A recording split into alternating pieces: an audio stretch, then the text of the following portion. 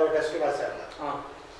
అదే ఆ ఎక్స్పీరియన్స్ చెప్తారా? ప్రిలిమ్స్ కోసం మీరు మాక్ టెస్టులు రాశారు, అలాగే మెయిన్స్ కోసం ఎలా ప్రయత్నం చేశారు? మెయిన్స్ కోసం నేను ఎక్కువ టెస్టులు అంటే ఫస్ట్ అటెంప్టే కాబట్టి నాకు కొంచెం ఆప్షనల్కి టైం ఎక్కువ పట్టిందండి. అంటే నేను చదువుకోవాలి కాబట్టి. జనరల్ స్టడీస్కి అన్ని పేపర్లు ఒక 1 ఎగ్జామ్ రాసి మిగతావి ఆన్సర్ వైజ్ ప్రాక్టీస్ నేనే సొంతంగా చేసి టెస్ట్లు అంటూ ఎక్కువ రాయలేదు. బట్ ఆన్సర్ వైజ్ ప్రాక్టీస్ చేసుకుంటాను.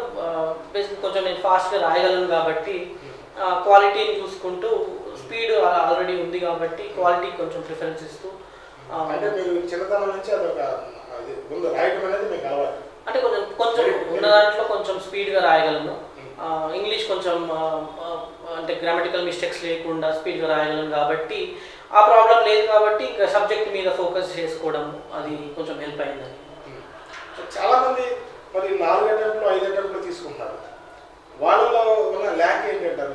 ఎలాంటి పొరపాట్లు చేయడం వల్ల ఎక్కువ ప్రయత్నాలు చేయాల్సి వస్తుందంటారు? అది ఐదర్ ఈ 2-3 విషయాలండి. ఐదర్ స్టార్టింగే బుక్స్ ఓపెన్ చేసి చదవడం కాకుండా ఈ అనలైసిస్ చేయాలి, అది మెయిన్.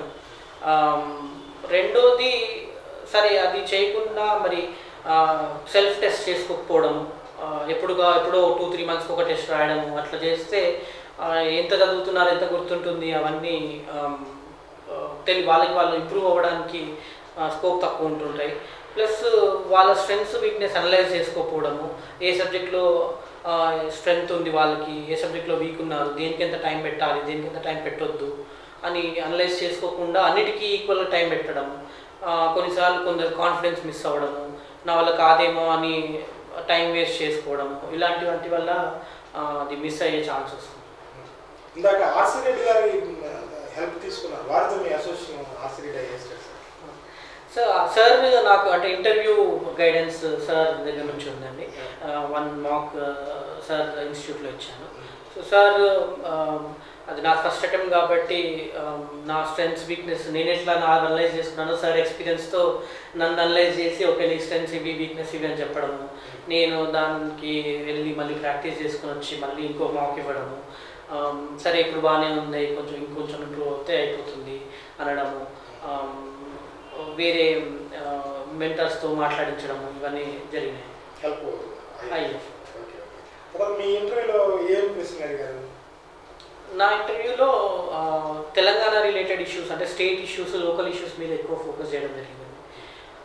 తెలంగాణలో డెవలప్మెంట్ ఎలా ఉంది, నెక్స్ట్ పోచంపల్లి శారీస్ మీద, నాగార్జునకొండ మీద, నాకు యూఎస్ కాబట్టి యూఎస్ వీసా ఇష్యూస్ లేదా ట్రంప్ బార్డర్ వాల్ మీద, సాఫ్ట్వేర్ కాబట్టి స్మార్ట్ హోమ్ అంటే ఏంటి, సో హాబీ స్విమ్మింగ్ కాబట్టి స్విమ్మర్స్ పేర్లు, లేదా ఇండియాలో స్విమ్మింగ్ ఎందుకు అంత డెవలప్మెంట్ స్టేజ్లో లేదు కంపేర్ టు క్రికెట్ అని, తెలుగు లిటరేచర్ కాబట్టి ఫేవరెట్ తెలుగు పోయేట్ ఎవరు, ఇలాంటి ప్రశ్నలన్నీ. ఎంతసేపు జరిగిందండి ఇది? 25 to 30 minutes. స్టేట్ ఇష్యూస్ ఏమడిగారు? తెలంగాణ ఇష్యూస్ అదే తెలంగాణలో స్మాల్ స్టేట్ డివైడ్ అయిన తర్వాత ఎలా ఉంది, డెవలప్మెంట్ అవుతుందా అవ్వట్లేదా అవన్నీ అడిగారు. డెవలప్మెంట్ అవుతుంది, బాగుంది అని చెప్తే దానికి ఇంకా ఫాలోఅప్ క్వశ్చన్స్ లాగా. అంటే మీరు ఏమి చెప్పారు? అదే డెవలప్మెంట్ అవుతుంది అని చెప్పి GDP growth rates, sector wise growth rates, is of doing business, next ఈ స్కీమ్స్, మిషన్ భగీరథ, కాకతీయ, ఫార్మర్స్కి చేసే స్కీమ్స్ అన్నీ అవన్నీ చెప్తే దే ఆర్ కన్విన్స్. బట్ ఇంకా ఎలాగో ఫాలోఅప్ క్వశ్చన్స్ ఉంటాయి కాబట్టి దీన్ని ఇంకో స్టేట్కి కంపేర్ చేస్తూ మరి ఇక్కడ డెవలప్ అవుతుంది అక్కడ ఎందుకు అవ్వట్లేదు అన్న టైప్లో వాళ్ళు అడిగారు. సివిల్స్ ఇంటర్వ్యూ అంటే ప్రశ్నలు చాలా పిల్లలుగా ఉంటాయి, విచిత్రంగా ఉంటాయి. ఇలాంటి అపోహలు చాలా మంది, నువ్వు ఎక్కువ వచ్చిన మెట్లేని ఇలాంటి ప్రశ్నలు అడుగుతారు, ఇలాంటి అపోహలు చాలా మందికి ఉన్నాయి.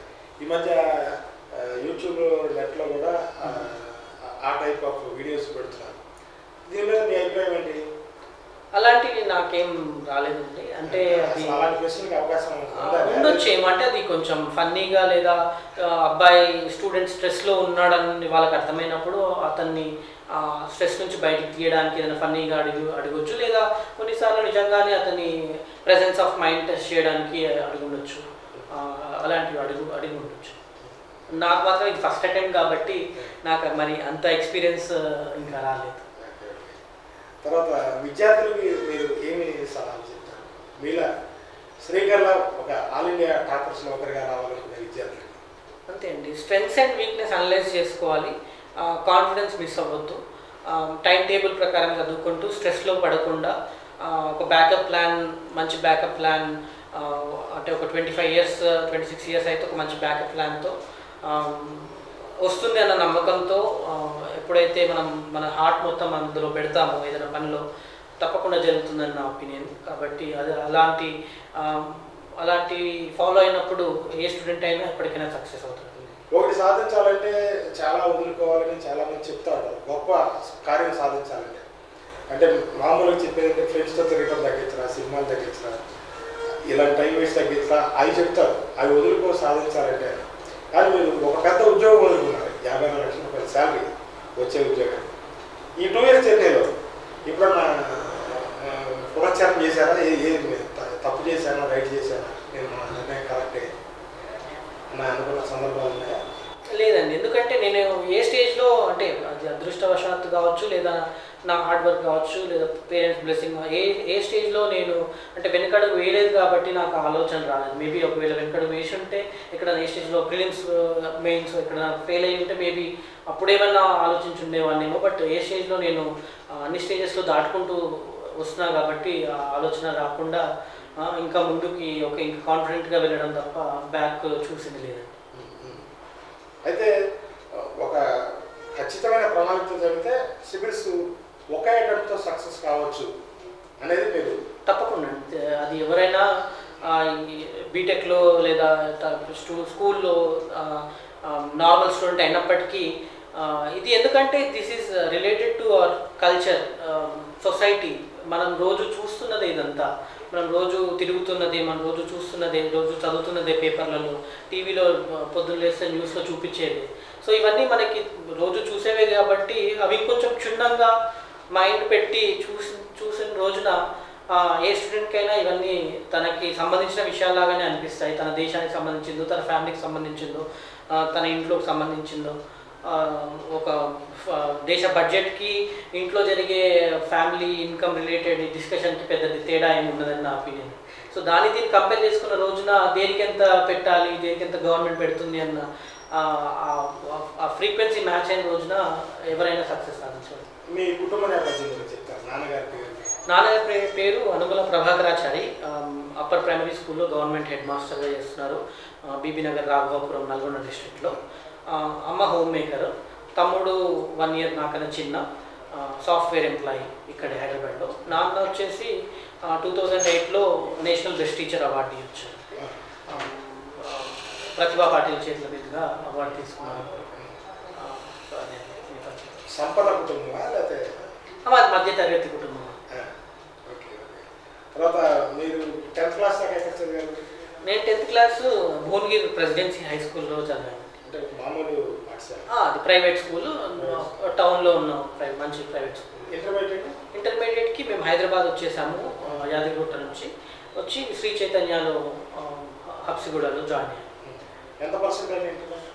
ఇంటర్మీడియట్ కూడా 92%. ఇంజనీరింగ్ కాలేజీ లెవెల్లో అది 81%. గోల్డ్ మెడల్ వచ్చింది. అది అంటే టాపర్, క్లాస్ టాపర్ కింద కాలేజ్. ఇవన్నీ ఈ విషయాలే మీ కాన్ఫిడెన్స్ పెరగడానికి కారణమా? 10th class, intermediate, engineering. అది కాన్ఫిడెన్స్ మేబీ అది జీవితం మొత్తం ఉండాలి కదండి, అంటే అది కారణాలు తెలీదు. బట్ పేరెంట్స్ పెంపకం కావచ్చు, నాకున్న ఫ్రెండ్స్ కావచ్చు, నేను చదివే పుస్తకాలు కావచ్చు, ఉందండి, అది చాలానే ఉంది. కాబట్టి నేను అతను చేసే సోషల్ సర్వీస్ యాక్టివిటీస్, అతను పిల్లలకు చెప్పే పాఠాలే నాకు చెప్పడం, లేదా మా ఇంట్లో చెప్పడము, సోషల్ సర్వీస్ యాక్టివిటీస్ కావచ్చు. ఇప్పుడు ఏదన్నా నేషనల్ ఫెస్టివల్ వస్తే, రిపబ్లిక్ డే వస్తే, లేదా ఇండిపెండెన్స్ డే వస్తే తను ఇంటి దగ్గర ఉన్న చుట్టుపక్కల చిన్నపిల్లలకి క్విజ్ కాంపిటీషన్స్ కానీ, ఎలక్యూషన్ కాంపిటీషన్స్ కానీ, పెయింటింగ్ కాంపిటీషన్స్ కానీ ఇలాంటివి పెట్టినప్పుడు అందులో నేను పార్టిసిపేట్ చేయడము, అవన్నీ చూస్తూ పెరిగిన వాడిని కాబట్టి సో ఆ కాన్ఫిడెన్స్ లేదా ఆ ఇష్టాలన్నీ నాతో అలాగే ఉండి నాకు సివిల్ సర్వీసెస్కి త్వరగా సాధించేందుకు అవన్నీ హెల్ప్ అయ్యాయి. ఇప్పటికీ గ్రామంలో మీకు స్నేహితులు ఉన్నారా? ఉన్నారు.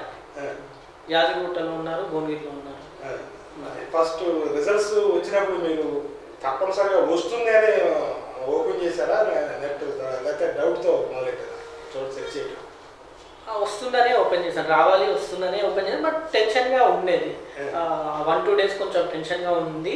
బట్ వస్తుంది అని 51% వస్తుందనేదే ఉంది. ఆ 2 రోజుల కన్నా ముందు వరకు మాత్రం ఎంత ర్యాంక్ ఎక్స్పెక్ట్ చేశారు? నేనంటే అది అట్లేం అనుకోలేదు. లిస్ట్లో ఉండి ఫస్ట్ అటెంప్ట్ కాబట్టి వస్తుంది 300-400 అనుకున్నాను. సో అదే నేను కూడా చూసుకొని మరి ఎక్కడ తగ్గింది లేదండి, పర్లేదు. అంటే నాకు 570 వచ్చింది. బట్ ఏం తీసుకోండి, లిస్ట్లో ఫస్ట్ అటెంప్ట్లో ఉండడం కొంచెం నాకు కూడా కాన్ఫిడెన్స్ ఇచ్చింది. ప్లస్ నేనేమి ఇక్కడతో ఆగట్లేదు కాబట్టి ఇక్కడ నేను కూడా నా స్ట్రెంగ్స్ ఎక్కడ ఉన్నాయి, ఇంకా ఎక్కడ వీక్నెసెస్ ఉన్నాయి చూసుకోవడానికి ఇది మంచి ప్లాట్ఫామ్ లాగా తీసుకొని ఇక్కడ నుంచి నెక్స్ట్ ఐఏఎస్ తెచ్చుకోవడానికి ట్రై చేస్తాను. ఇప్పుడు ఈ సక్సెస్ గురించి తెలియగానే కుటుంబ సభ్యులు ఎలా రియాక్ట్ అయ్యారు? డాడీ ఎక్కువ హ్యాపీగా ఫీల్ అయ్యారండి. అందరూ ఇంట్లో వాళ్ళు కూడా హ్యాపీగా ఫీల్ అయ్యారు. చాలా హ్యాపీగా ఉండే అందరితో షేర్ చేసుకున్నాము. అపార్ట్మెంట్ కావచ్చు, రిలేటివ్స్ కావచ్చు, ఫ్రెండ్స్ కావచ్చు, మన ఇన్స్టిట్యూట్స్ కావచ్చు, నాకు టీచ్ చేసిన ప్రొఫెసర్స్, గైడ్ చేసిన ప్రొఫెసర్స్ వాళ్ళు కావచ్చు, అందరితో షేర్ చేసుకున్నాం. చాలా సంతోషం అండి. మీరు మరి నెక్స్ట్ అటెంప్ట్లో మీరు కోరుకున్న ఐఏఎస్ని తప్పకుండా సాధిస్తారని ఆకాంక్షిస్తున్నాను. Thank you. ఇలాంటి ఆసక్తికరమైన వీడియోల కోసం రైట్ చాయిస్ ఇండియా ఛానల్ను ఇప్పుడే సబ్స్క్రైబ్ చేయండి.